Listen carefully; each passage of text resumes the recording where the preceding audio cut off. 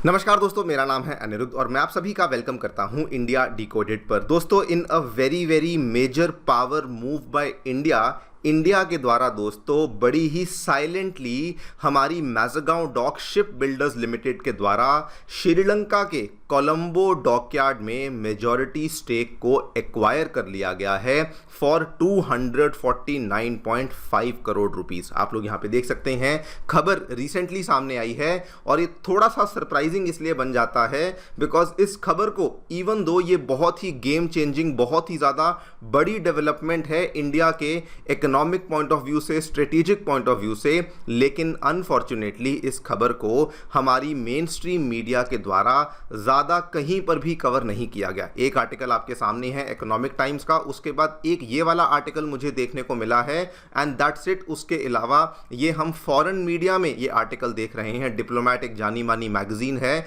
जिसने कि इस आर्टिकल को यहाँ पे कवर किया है। नाउ दोस्तों, ये भले ही ऑन पेपर आपको लग रहा होगा कि केवल एक सिंपल सी कमर्शियल डील है जिसके कुछ ना कुछ इकोनॉमिक इंप्लीकेशंस होने वाले हैं, लेकिन this is much more than that because इसके कमर्शियल डील के साथ साथ इसके बहुत सारे हमारी डिफेंस के लिए इम्प्लीकेशंस होने वाले हैं एंड इवन जस्ट बिकॉज इसकी लोकेशन इतनी खास है, इसके इम्प्लीकेशंस हमारे स्ट्रेटेजिक पॉइंट ऑफ व्यू से भी बहुत ज़्यादा होने वाले हैं। वैसे तो मैं सभी चीज़ों के बारे में डिटेल में चर्चा करूंगा, लेकिन दोस्तों ये खबर बहुत ही स्पेशल बन जाती है फॉर मेनी रीजंस। उसके कुछ एग्जाम्पल्स आपको बताता हूं।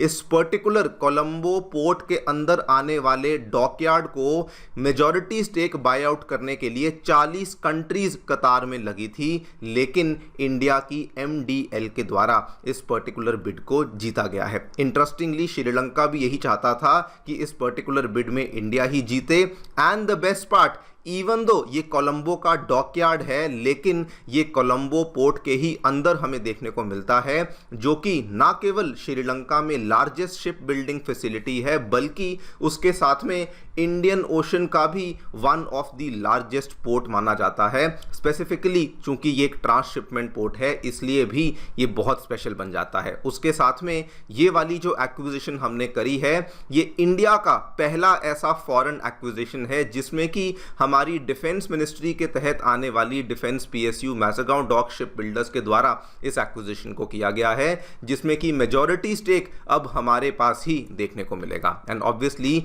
इसकी जो लोकेशन है ये एक बहुत ही important east west maritime shipping route पे देखने को मिलती है, जिसके बहुत सारे मायने हैं। वो क्या क्या मायने हैं I will discuss with you, लेकिन दोस्तों इसके कई सारे डिफेंस इंप्लीकेशंस भी हैं। वो क्या क्या है स्पेसिफिकली हमारी नेवी के लिए, वो भी हम लोग समझेंगे। आइए शुरू करते हैं मेरे साथ। मेरा नाम है अनिरुद्ध। यदि आप लोग हमें फॉलो करना चाहते हैं, हमारे लेक्चर्स की अपडेट्स को प्राप्त करना चाहते हैं, तो दिए गए टेलीग्राम और व्हाट्सएप चैनल के माध्यम से ऐसा कर सकते हैं। इसके अलावा अगर आपको हमारा कंटेंट पसंद आता है तो दिए गए QR कोड के माध्यम से हमें कंट्रीब्यूट भी कर सकते हैं। All right, directly coming to the news, क्या देखने मिला है। सबसे पहले दोस्तों ये वाली जो डील है, ये अगर मैं US डॉलर्स में बात करूं, $26.8 मिलियन की डील है जो कि बेसिकली इंडिया के द्वारा साइन करी गई है। इसमें हुआ क्या है, इंडिया की state owned company defence PSU Mazagon Dock Shipbuilders Limited के द्वारा एक 51% का कंट्रोलिंग स्टेक है जो कि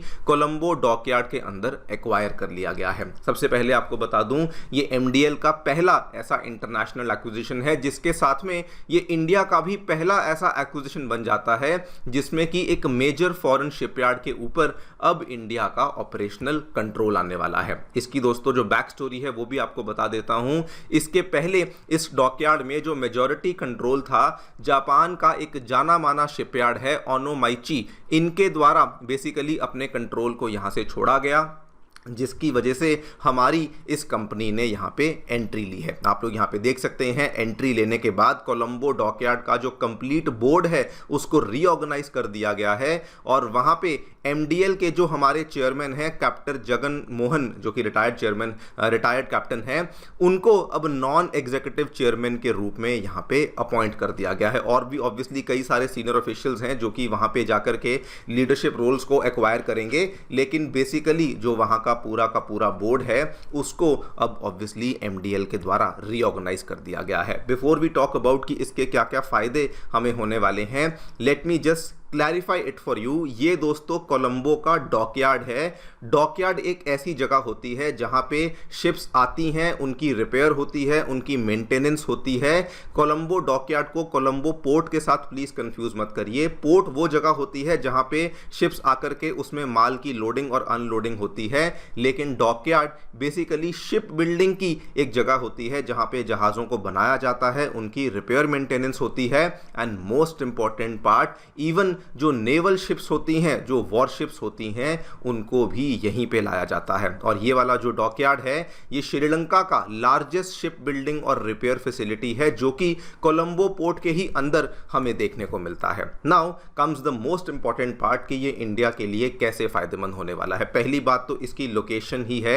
आप लोग एक बार फिर से देख लीजिए, ये दोस्तों कोलंबो पोर्ट है और ये हम सभी जानते हैं east west maritime shipping root के ऊपर कोलंबो पोर्ट एक बहुत ही इंपॉर्टेंट भूमिका निभाता है। आज के टाइम पे हम सभी इस चीज को समझ चुके हैं कि लोकेशन कितनी मैटर करती है, शिपिंग रूट पे आपकी लोकेशन कहां पर है वो कितनी मैटर करती है। इसी का बल्कि हमने रिसेंटली एग्जांपल भी देखा कि जो अभी तक बड़े बड़े जहाज स्ट्रेट ऑफ हॉर्मुज को क्रॉस करके दुबई के जेबल अली पोर्ट पे जाकर के अपने माल को अनलोड करते थे, वो लोग मजबूरन उनको केरला के विजिंजाम पोर्ट पे आना पड़ा और वो और कहीं नहीं जा पाए, बिकॉज विजिंजाम पोर्ट जो है वो ईस्ट वेस्ट शिपिंग रूट से केवल और केवल 10 नॉटिकल माइल्स की दूरी पे था। और इसीलिए ये वाला जो कोलंबो डॉकयार्ड का हमने एक्विजिशन किया है, ये बहुत इंपॉर्टेंट बन जाता है।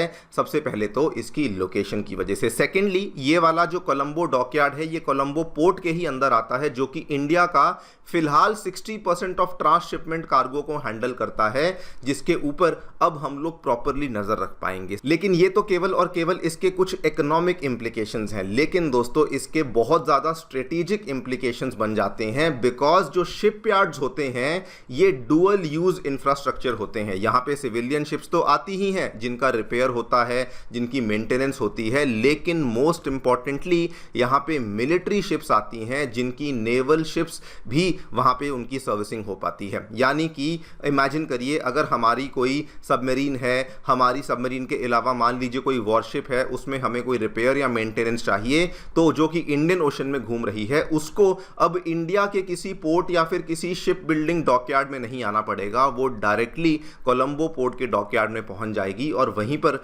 उसका जो रिपेयर मेंटेनेंस का काम है वो हो सकेगा। यानी कि लॉजिस्टिक्स हब का तो हम लोग कंट्रोल कर ही रहे हैं, लेकिन इंडिया की वॉरशिप्स के लिए जो नेवल एक्सेस है वो और ज्यादा इंक्रीज भी हो जाएगा एंड वो और ज्यादा इजी भी हो जाएगा। इस चीज को लेकर आप देखिए, श्रीलंका में भी कई सारे आर्टिकल सामने आए हैं, Indian military footprint emerges in the Colombo port, because इसके इंप्लीकेशंस इकोनॉमिक से भी ज्यादा हमारी नेवी और हमारी मिलिट्री के लिए होने वाले हैं। लेकिन दोस्तों जो सबसे बड़ा इंप्लीकेशन इसका आता है वो जियोपॉलिटिकली आता है। अभी तक क्या था, श्रीलंका में बेसिकली चाइना ने भारी तरीके से इन्वेस्टमेंट किया हुआ था। ये पूरा का पूरा फेज चला था, जो कि ऑलमोस्ट एक दशक से भी ज्यादा हमने इस चीज को विटनेस किया। चाइना के द्वारा श्रीलंका के इंफ्रास्ट्रक्चर में $12 बिलियन से भी ज्यादा का निवेश किया गया, जिसमें कि चाइना ने सबसे पहले तो श्रीलंका के हम्बनटोटा पोर्ट को 99 साल की लीज पे ले लिया था। उसके बाद कोलंबो पोर्ट सिटी के ऊपर भी इंफ्रास्ट्रक्चर डेवलप करने का उन्होंने यहाँ पे अग्रीमेंट किया था। हालांकि वहाँ पे काम अभी कुछ ज़्यादा शुरू नहीं हुआ है। उसके अलावा एयरपोर्ट्स और पावर प्लांट्स में भी वो निवेश कर रहे थे। चाइना कहता तो ये था कि वो श्रीलंका की इकोनॉमिक प्रॉस्पेरिटी के लिए ऐसा सब कुछ कर रहे हैं, लेकिन असल में रियलिटी में ये चाइना की स्ट्रिंग ऑफ पर्ल्स स्ट्रैटेजी का पार्ट था। लेकिन दोस्तों इसका इम्प्लीकेशन क्या हुआ, उसके बाद हम सभी जानते हैं श्रीलंका ने एक बहुत ही सिवियर डेट क्राइसिस को विटनेस किया, जिसमें कि श्रीलंका का जो फॉरेन एक्सचेंज था वो ऑलमोस्ट कोलैप्स हो चुका था। लेकिन उसी चीज को देखते हुए इंडिया ने अब यहां पे दोस्तों एंट्री ले ली है, और इंडिया जो कि अभी तक मेनली डिफेंसिवली प्ले करता था, वो अब ऑफेंसिव स्ट्रैटेजी के थ्रू प्ले कर रहा है। वो कैसे, हम लोग वहां पे पोर्ट्स में निवेश कर रहे हैं, शिप बिल्डिंग में निवेश कर रहे हैं, ये वाली डील आपके सामने ही है। उसके अलावा एनर्जी इंफ्रास्ट्रक्चर में भी हम लोग वहां पे निवेश कर रहे हैं। और इंडिया की स्ट्रैटेजी चाइना से काफ़ी डिफरेंट है। चाइना जो कि एक सिंगल प्रोजेक्ट में बड़े बड़े लेवल पे निवेश कर रहा है, इंडिया वैसा नहीं कर रहा। इंडिया बल्कि वहां के सप्लाई चेन को एक तरीके से कंट्रोल करने की कोशिश कर रहा है। अगर आप देखें ऑयल पाइपलाइंस में भी हमने ऐसी ही चीज को किया, जिसमें कि recently vice president CP Radhakrishnan की जो विजिट हुई थी, उन्होंने भी इस चीज को दोहराया कि हम लोग जल्दी ही एक ट्राइलेटरल अग्रीमेंट करेंगे between India, Sri Lanka and UAE, और उसके माध्यम से हम लोग इंडिया श्रीलंका ऑयल पाइपलाइन को डेफिनेटली बनाने वाले हैं। रही बात वहां के ऑयल इंफ्रास्ट्रक्चर को, तो वहां पे जो मेजर डोमिनेंस है वो हमारी कंपनी इंडियन ऑयल कॉर्पोरेशन के द्वारा किया जाता है under the name Lanka IOC. तो यस, हम लोग एक सिंगल प्रोजेक्ट में निवेश नहीं कर रहे, लेकिन ओवरऑल जो हमारी तरफ से वहां पे एनर्जी इंफ्रास्ट्रक्चर में इन्वेस्टमेंट है, वहां के पोर्ट्स में इन्वेस्टमेंट है, वो भी अब तेजी से बढ़ना